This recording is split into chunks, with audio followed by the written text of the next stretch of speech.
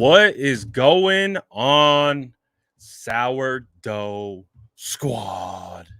We see you guys. We see you already in the building. Let's go. So, last night was fun. So I figured what we would do today is recap a little bit about last night's documentary premiere of Trent Williams.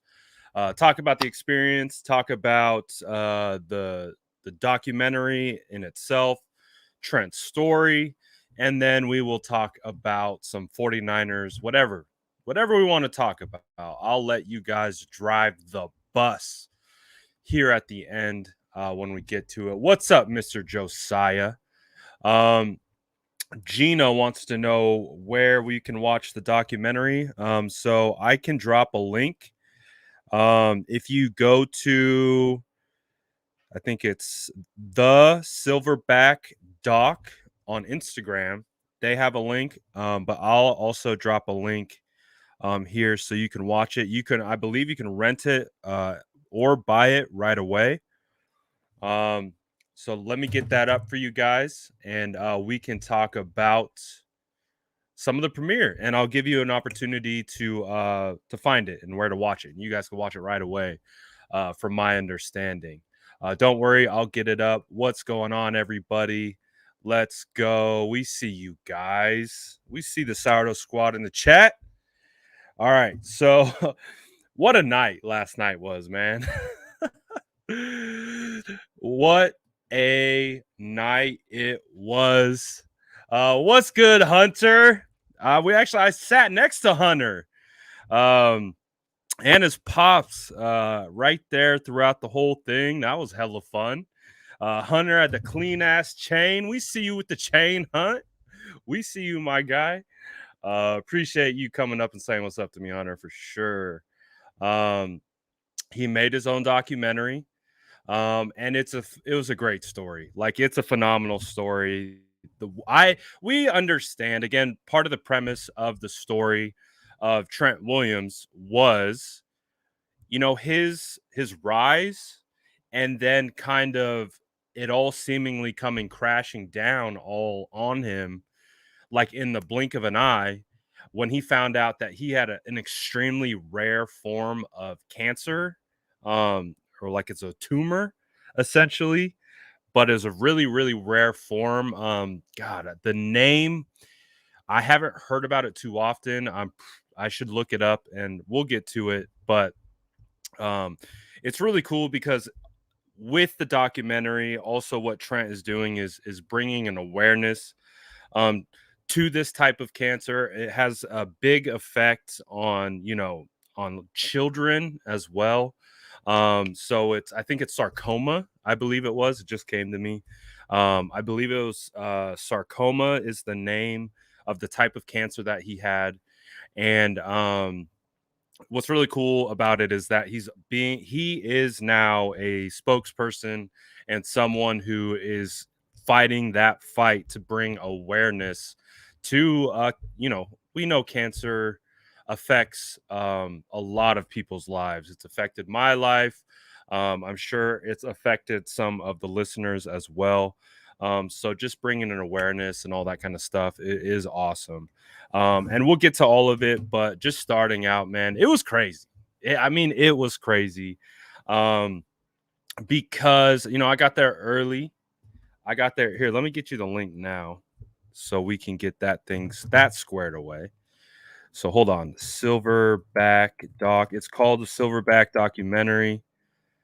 But I want to get you guys the link up here ASAP. I'm going to get you the link ASAP. So if you guys do want to watch it, you can watch it now if you would like. So bear with me. Try this link. I'm going to post it. I'm going to post it in the chat on YouTube. So there it is on YouTube. And if you can click on it through the chat, that's cool. If you can't, you can probably type it in. You can go to their Twitter page. Like I said, it's a Silverback Doc. go to their Instagram, shoot them a follow, and you can watch the video right away. Um, it should be out now. You can get it on Apple TV, iTunes, Prime Video. You can get it on pretty much every platform, it looks like. So if you want to go get it, that's how you do it.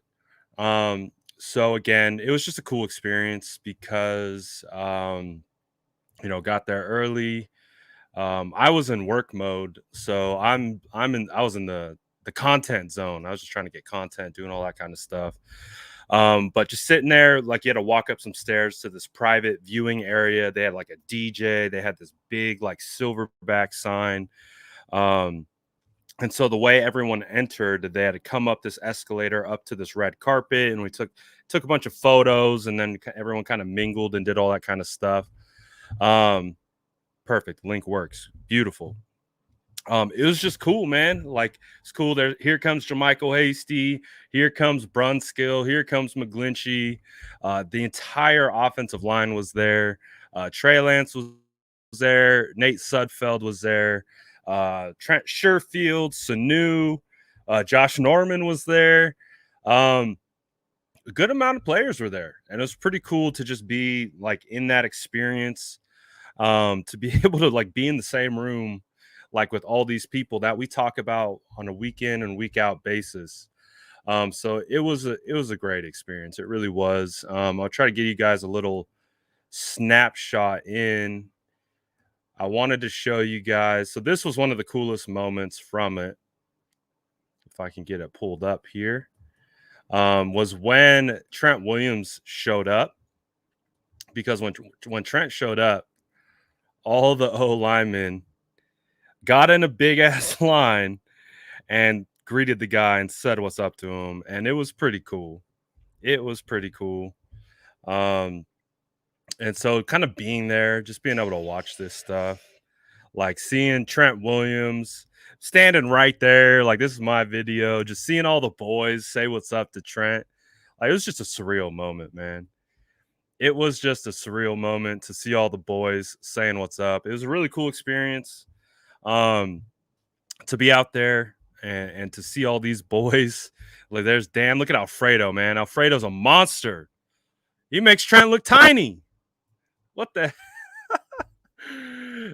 makes him look tiny. But like I said, it was such a cool experience. To be able to be out there and kick it with those guys. Let me see what else was there. Is there anything else? Here's a little bit of 49ers future QB1 Trey Lance signing some autographs.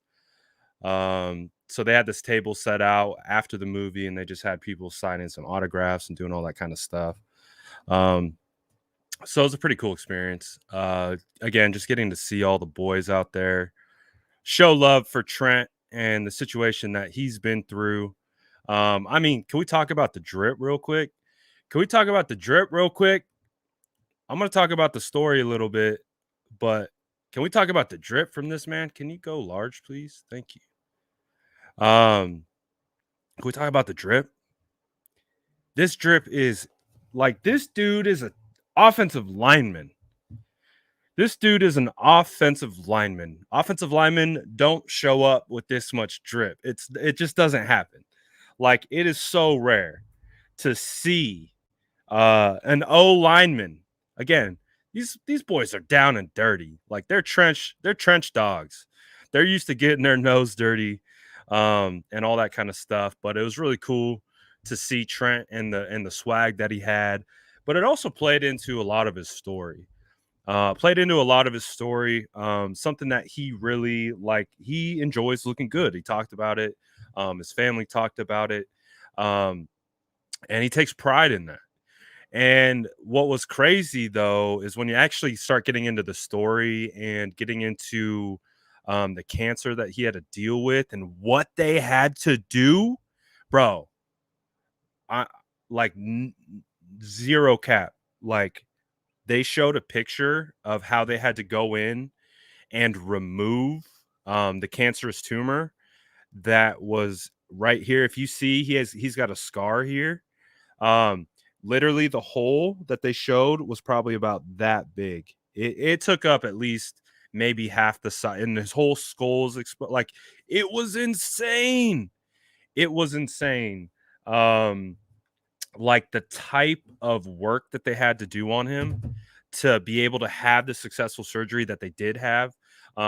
Thankfully, they were able to get to it just in time before it did a lot of damage. But it was just a wild story because when it first happened, he was in Washington.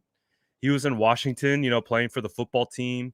He had a bump on his head and he went to the team doctor, and this team doctor was like, it's just a cyst. It's not a big deal. Because Trent was like, maybe it's a tumor, or something like that. And they're like, no, it's just a cyst. It's not a big deal. Um, and it kept getting bigger and it kept growing. And so like finally, after a couple years, he went to go get it checked out, and they found out that it was this rare form of cancer. And one of the like most profound things that I think he said was like, man, I don't know if it was him or someone else, but basically like that man went to multiple Pro Bowls with cancer, like having cancer on his head and without even knowing it. Like without even knowing it. He made multiple Pro Bowls having this rare form of cancer, and it's just like that is insane. Like the way he found out.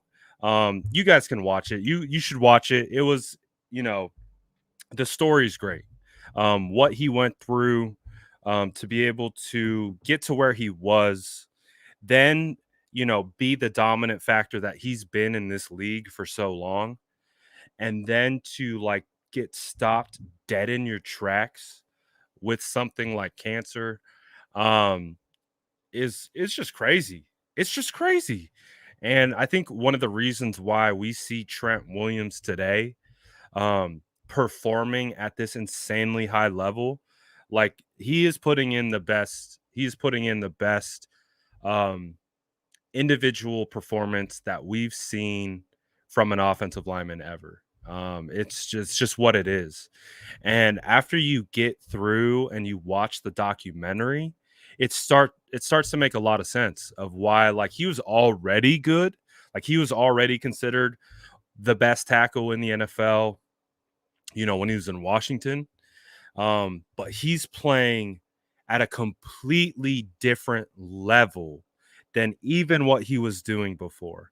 And a big part of that, I think, was going through that situation, having to, go through a period of his life thinking that his life was going to be over sooner rather than later, having to share that information with his family, having to go through that process and the procedures involved with potentially losing your life.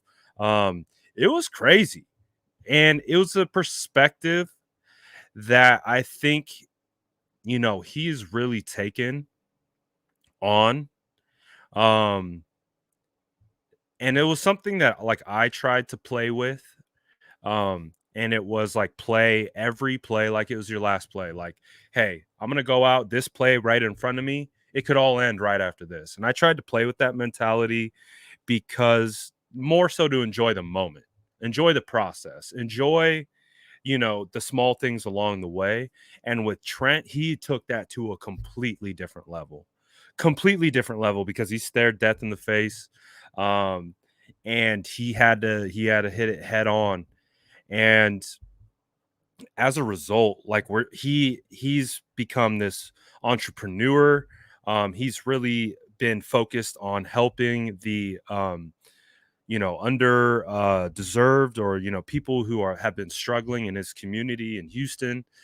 So I mean, it was just great, and I would recommend watching it. Absolutely.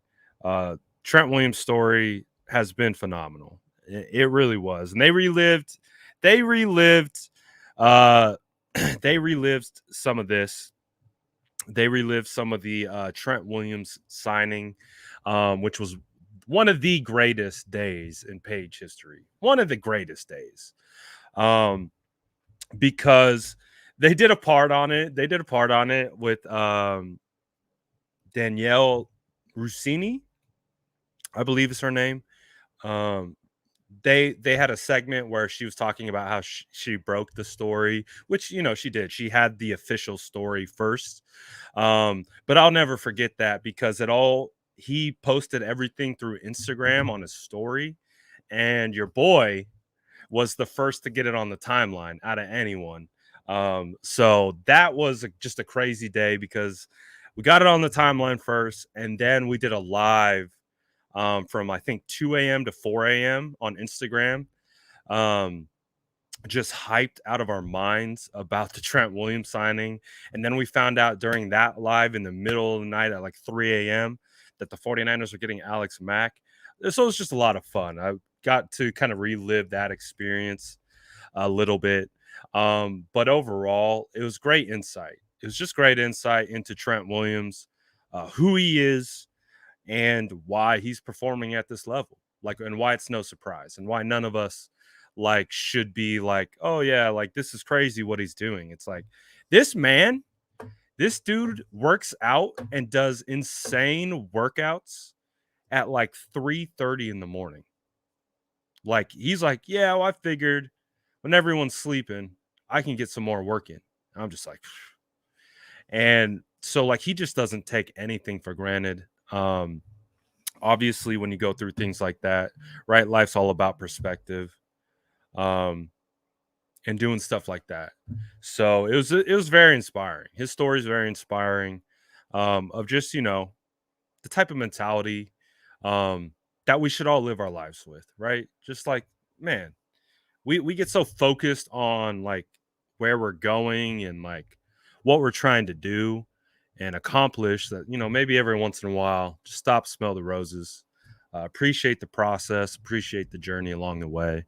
So I definitely recommend go seeing it. It was great. And again, this is the link for it if you want to go watch it. You can either rent or buy it. Should be available now. But it was fun. It was a good time. Uh, super, super thankful to Trent and his representation for bringing me out there. It was a lot of fun. It was a great experience, great story, everything. It's awesome. And of course, to be in the presence of the best left tackle in the NFL, can't be mad at that either. So that was a lot of fun. Um, but anyways, I just want to talk about that really quickly because, like I said, that's what I was doing last night. I don't know if you may have saw some of the posts that have come out since then, but it was just a lot of fun, and I do highly recommend seeing it, especially on the back of the type of year that Trent Williams is having. So it's been a good run. But with all that being said, I do want to talk Niner football. I think now is a good time to actually talk about some 49ers football. We can talk about the Bengals game. We can talk about the Falcons upcoming.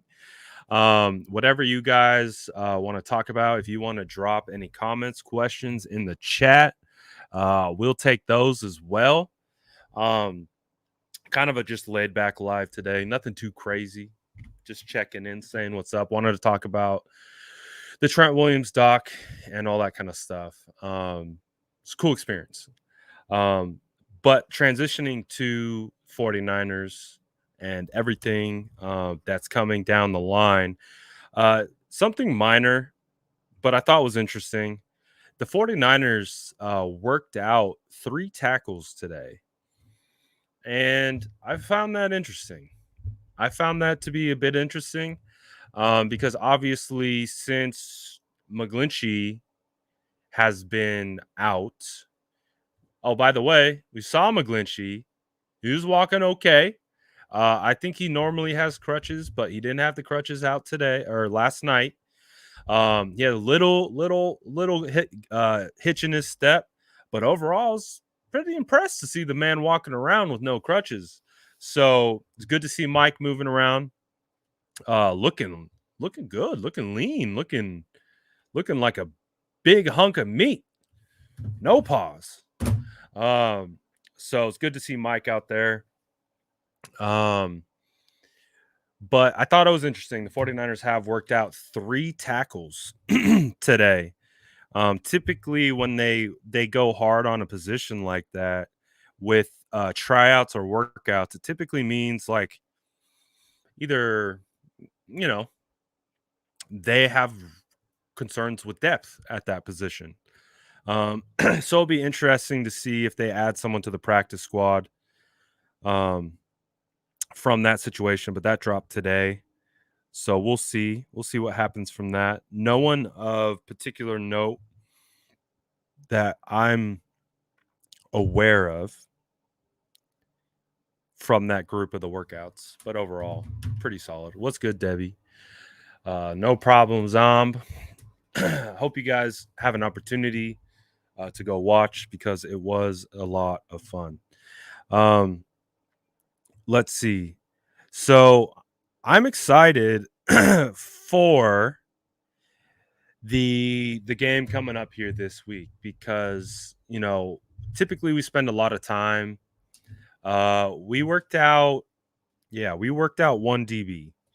We worked out. Let me that for you. We worked out Austin Joyner. I feel like I've heard the name. I'm not positive if it's who I'm thinking of, but we did work out one DB. So Austin Joyner has been a defensive back for the Canadian League. He played at the University of Washington. So he's not who I was thinking of.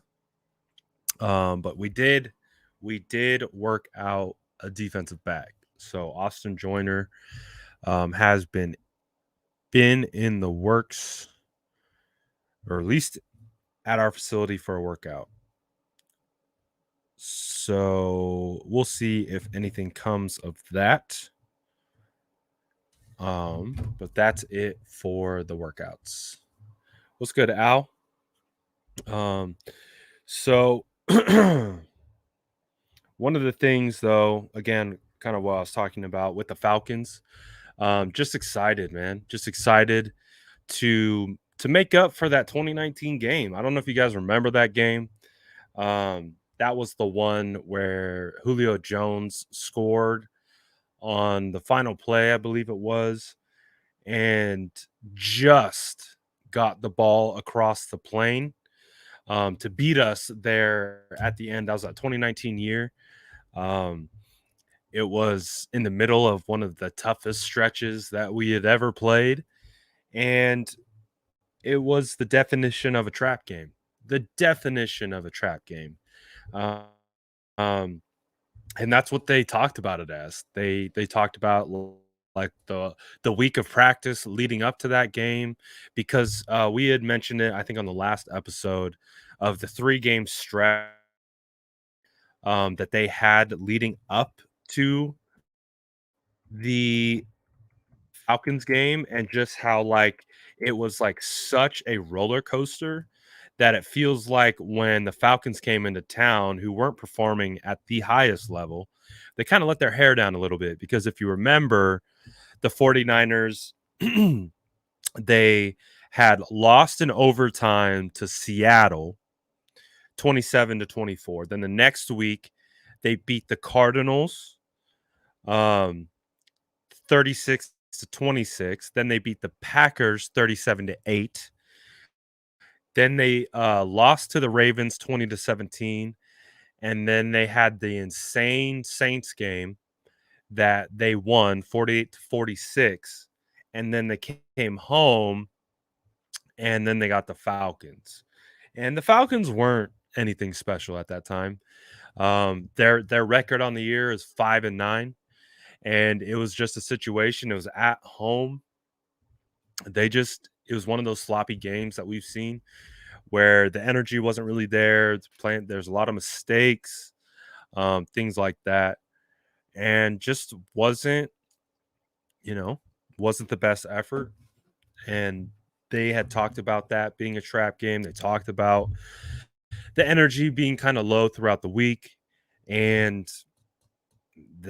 and we saw how they lost that final play man, still haunts me. Um, but it doesn't haunt me as much because they were able to come back and take care of business against Seattle Seahawks just a couple weeks later. Um, but with the Falcons coming into town, it's a bit of a similar situation. They're not firing on all cylinders right now. But one game behind the 40 playoff race. The 49ers right now, I believe, are currently seated sixth. I'll pull up the picture and we can take a look because we obviously there's implications with the Cardinals' loss last night to the Rams. Um, would have been better for us to get that a Cardinals win at this point. It doesn't really matter for them. Their seeding is pretty much they're not going anywhere in regards to not making what seeding they have because they should be able to win Seattle. Or I'm sorry, to the Rams. And again, we don't see the Cardinals again. We've already played them twice. We had our opportunities and we fumbled them both. Um, right now, the Cardinals are we wanted them to think. It's that I never want the Cardinals to win. Videos freeze. Is my internet connection deciding to take a dump on me? Hope not. Seems like it though. Hopefully the internet gets squared away here in a second. Hopefully it gets squared away here in a second. I thought we got that figured out. It's been so that makes sense. I think my connection is messed up. It's I don't know why. I don't know why it's unstable. Um I'm gonna try to be right.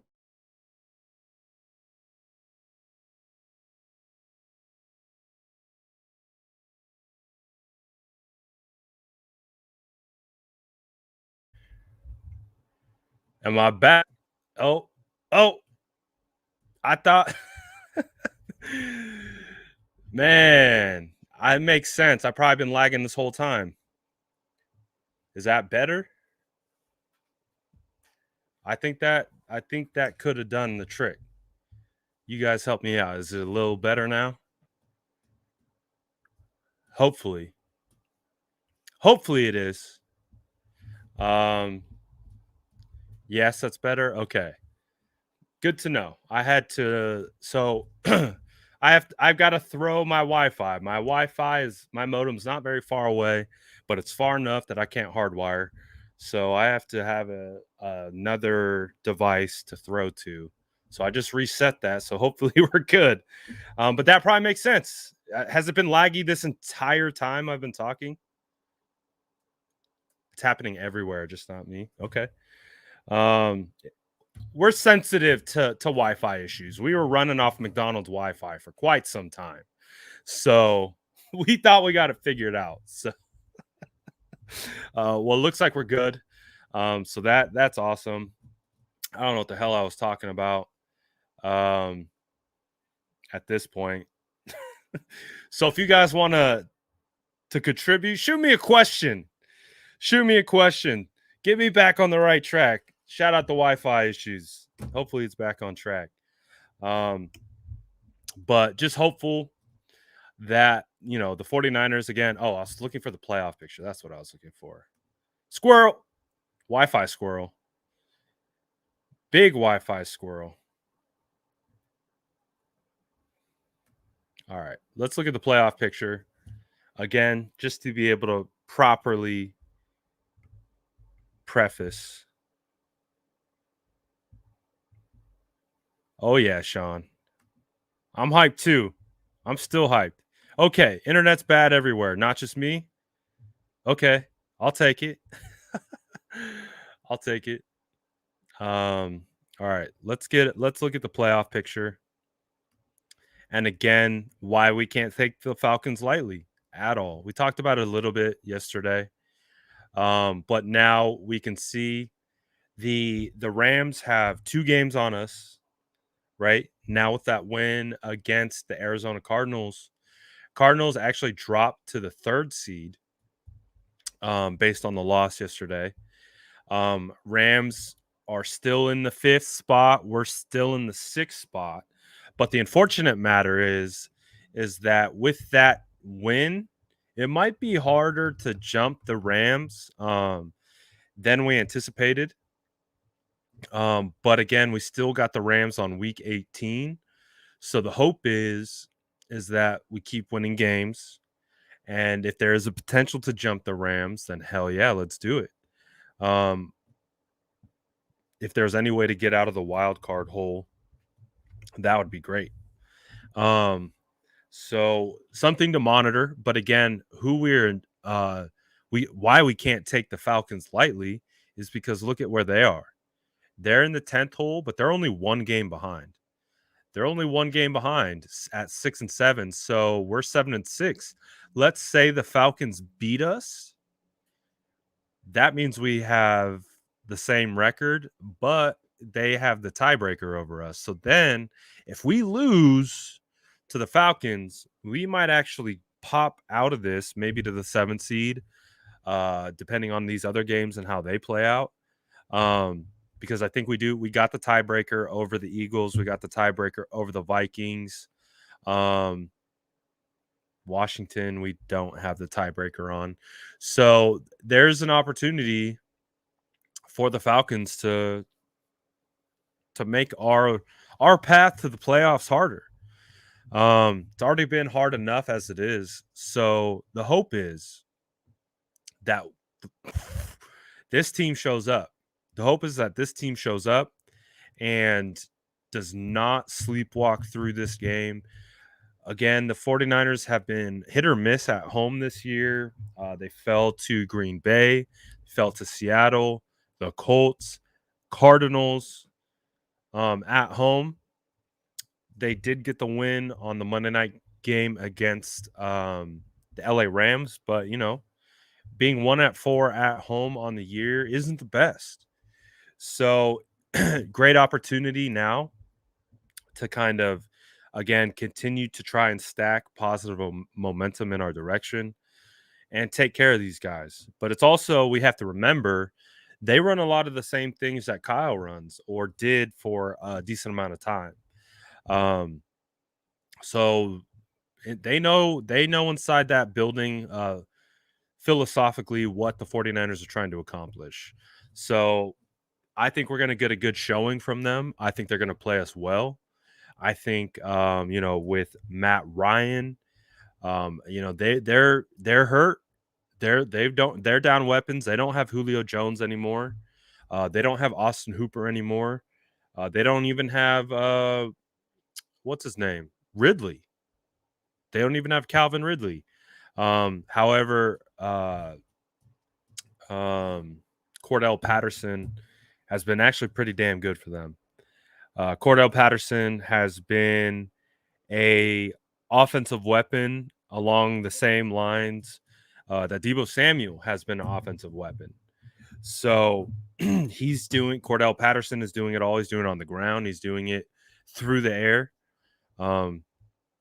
He's doing a lot of stuff. And they got Pitts. Exactly. They got Pitts, and he's been good. He's been really good for a rookie. And I don't think anyone's surprised by that. But we're also pretty stout with our safeties. We're stout with our linebackers, especially in coverage, kind of where a guy like Pitts would want to roam. So it's a good matchup for the 49ers.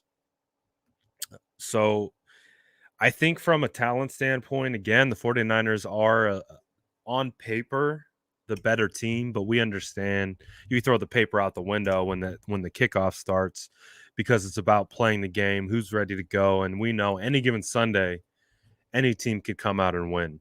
So with we can't take this team lightly. Again, I always talk about this team like as if we are playing ourselves. We're not, but we can keep that same energy, and we just can't take these guys lightly. We can't go into this game thinking that the 49ers are just going to steamroll these guys.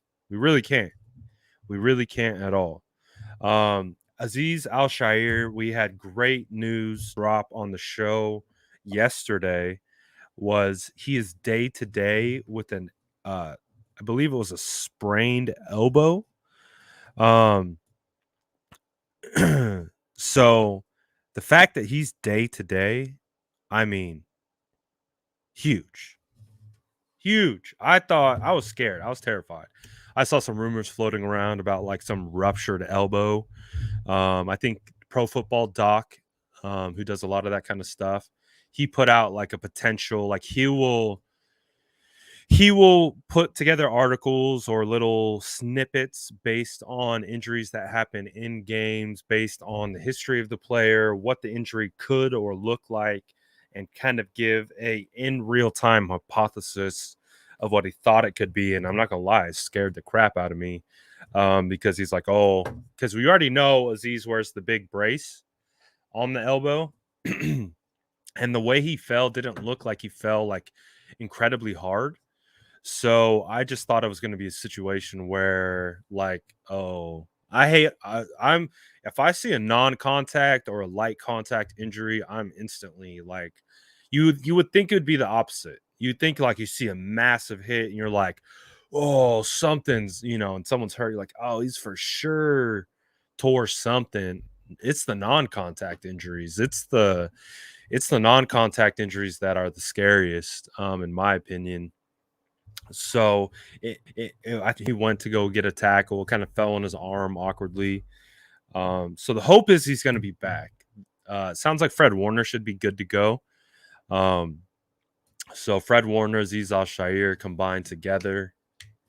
Absolutely need those two in this moment with the injuries that we have on the outside. 100% Sean. Special teams is stepping up big time. Big time. And you know, it also matters who's playing on the other side. They didn't do themselves any favors. And what you have to do as a team is take advantage of those opportunities when they're given to you. And the 49ers did that. Mosley is on IR. So I believe he went on to injured reserve before the Bengals game. So I think that Emmanuel Mosley would be available to return against the Texans. Shout out E-Man. E-Man was at the premiere last night as well, so got to see E-Man. He rolled up with Tart and my guy Sam. So he was there. He looked fine. It's not like I was like scouting him for injury or anything like that. But he was there. Got to see E-Man in person. So yeah, hopefully he's back by the Texans game. So that's the hope. That is the hope for Emmanuel, because we know Emmanuel's crucial to the success of this team and what they need to accomplish in moving forward. So, and I know Kyle Shanahan talked about Ambry Thomas, and he had talked about Ambry Thomas of having one of the best he's ever seen him play. And I think that's good on coach to with a young player, talk him up to the media. I guarantee you they're having different conversations inside that building when the tape is on and they're going through it and talking technique and responsibility and all that kind of stuff. But I still like the fact that Kyle came out and gave the rookie a vote of confidence. Again, he's going up against Jamar Chase. Jamar Chase is a top 10 draft pick for a reason. He's a blue chipper. He's a blue chip athlete in every sense of the word. So to be expected, to be honest, to be expected. Elijah Mitchell. Debbie wants to know about Elijah Mitchell. I have not heard anything specifically today about Elijah Mitchell. I'm looking really quickly to see if anything dropped. There weren't really that many injury updates that dropped today. So pretty much everything came out yesterday. So I think tomorrow we'll have a good indication of if Elijah Mitchell will be ready to go. If he practices in a limited fashion in any sense, that's good news. And obviously, how we monitor it, if he doesn't practice, if he practices at least by Friday, Friday practice is always a good indication that someone will be available. But like Sean is saying, we find out tomorrow if, in fact, we'll get an idea. We'll at least get an idea if he will be practicing or not. And then that's where we will kind of decipher if he will be available or not. So, and like Debbie says, hopefully we get Elijah Mitchell back. I agree. I think we need Elijah. Elijah's really good at churning out those tough yards. It's one of the things that he's really good at. So I like the combination of Debo and Elijah. Debo gives you the explosive, and Elijah is kind of like you're in between the tackles, can kind of just like churn out the tough yards. He's getting yards after contact, all that kind of stuff. So, but we need to keep these running backs healthy. We need to keep them healthy. We didn't see any Brian Hill, at least from my understanding. He might have played some special teams, but didn't see Brian Hill rush at all. So we'll see if he gets any opportunities, but we understand it takes time to get acclimated. It takes time to, get up to speed with the playbook and the game plan and all that type of stuff. So to be expected. But it's probably going to be a lot of the same. It's going to be a lot of the same. The Yak Bros. We're going to have to look to the Yak Bros to give us the production that we desperately need. Debo Samuel, Brandon Ayuk, George Kittle are going to be continued to be relied on heavily for the production from this offense. So let's see, what does Sean got? Sean says, given we have a game next Thursday, yes, against Tennessee, would you go more passing in this game, short passes, screens, etc., so we keep the RB and O-line good for Tennessee on a short week? I mean, that's a good question. I definitely understand the thought process. And it sounds like part of the thought process is trying to get through the Falcons game without injury. I think it's a double-edged sword, especially in football. When you're trying to prevent injury, it's almost like you bring on injury. It's a weird, like, energy type situation. Like if you're playing the game at anything less than 100%. Now I understand the schematic stuff that you're talking about, but also too, like when the game plan is like, all right, we're not trying to get hurt, then I feel like half the time you get hurt. It's almost like you just have to go full speed ahead, and when you're going full speed ahead, that's how you prevent injury. You prevent injury by just going 100 miles an hour.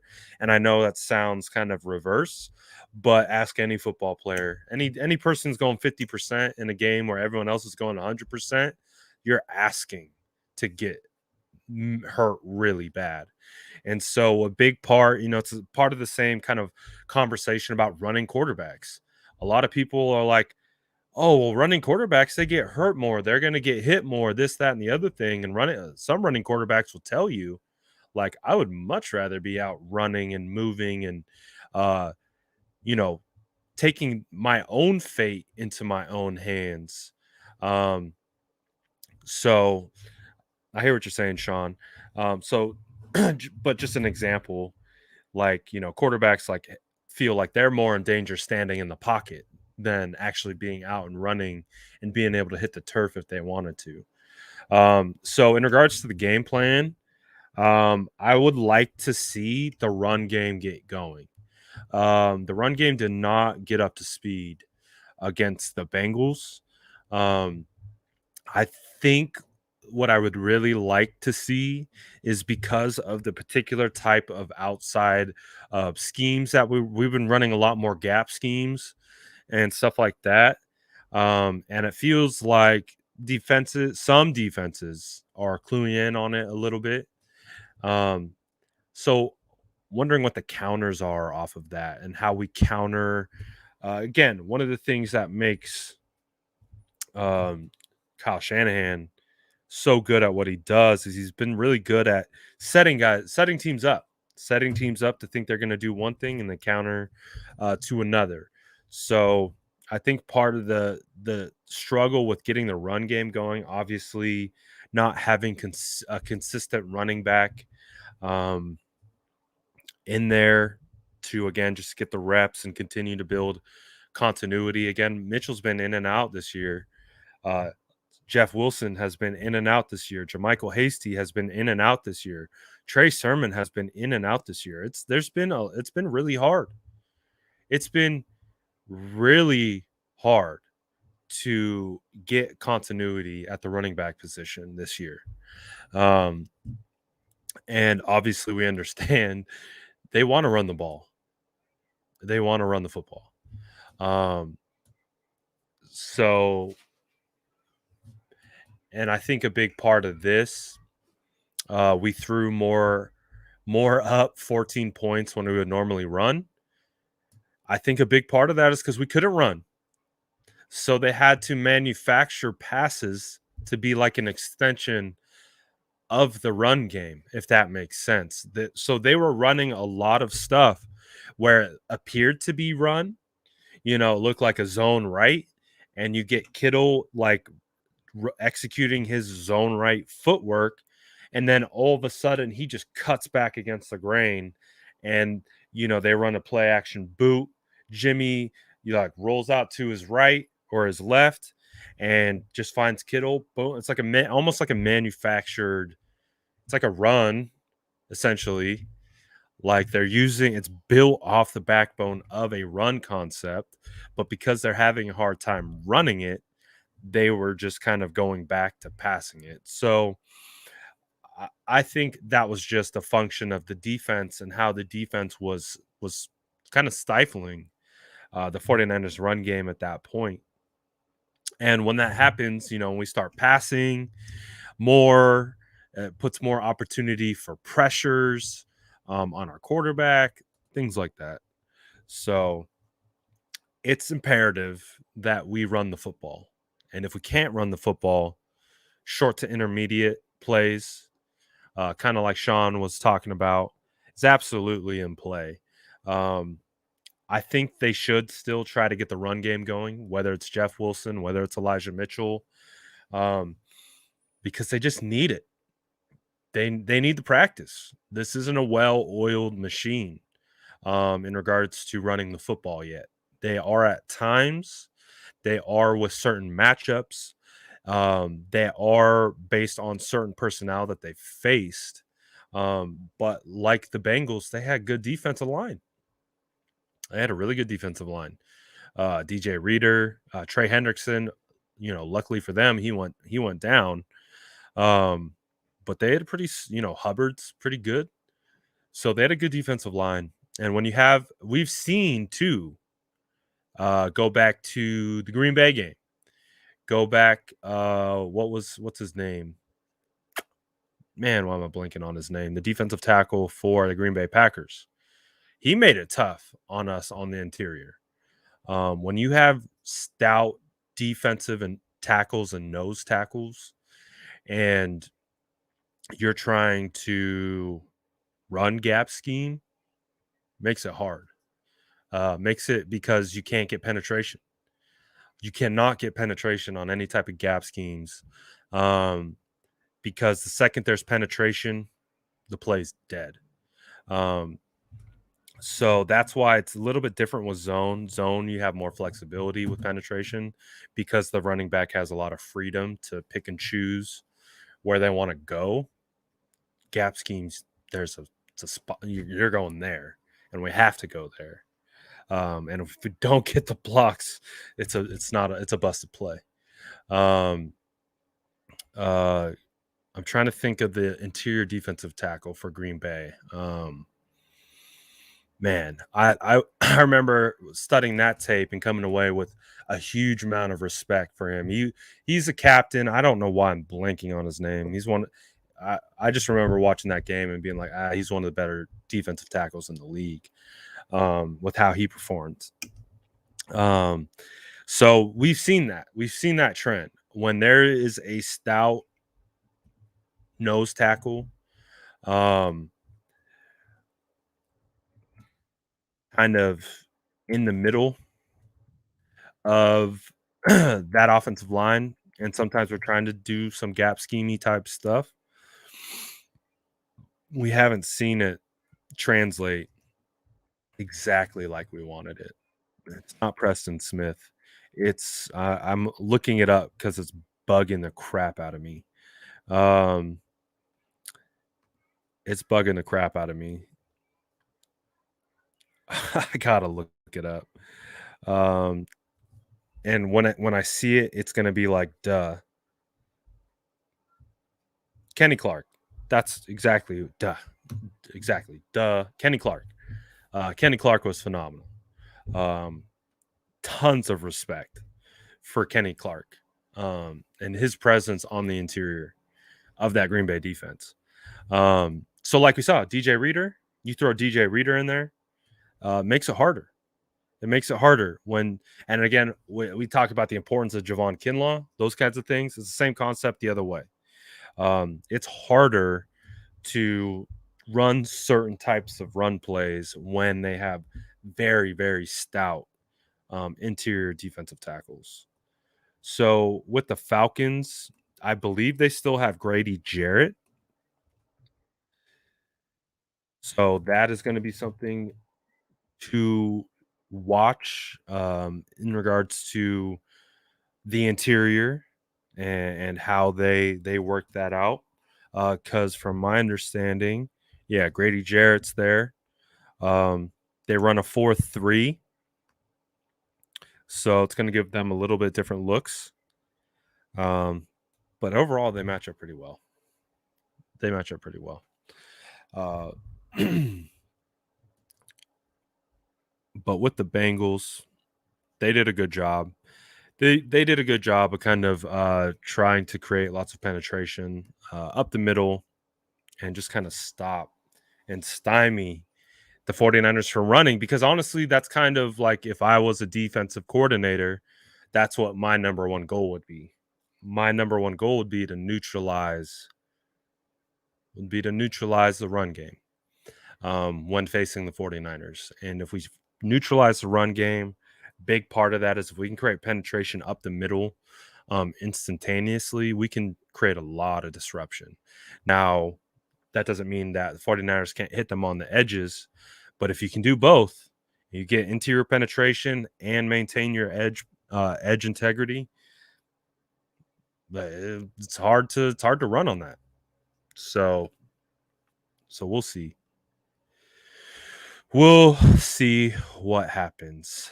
But anyways, this is going to be kind of a short one today.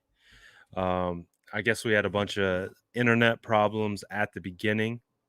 So shout out to everyone who stuck through the internet problems. I think we're back to being okay.